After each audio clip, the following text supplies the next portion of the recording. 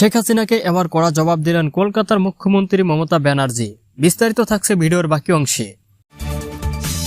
কিন্তু আমি এটুকু বলতে পারি, অসহায় মানুষ যদি বাংলায় দরজা খটখটানি করে, আমরা তাদের আশ্রয় নিশ্চয়ই দেব। বাংলাদেশিদের আশ্রয় দেওয়া নিয়ে নিজের মন্তব্যে অনড় থাকলেন পশ্চিমবঙ্গের মুখ্যমন্ত্রী মমতা ব্যানার্জি। স্পষ্ট জানিয়ে দিলেন, যা বলেছেন ঠিকই বলেছেন, জেনেই বলেছেন। মমতার দাবি, তার বক্তব্যকে বিকৃত করেছে বিজেপি। তিনি নিজের মন্তব্য থেকে কোনোভাবে পিছু ছুটছেন না।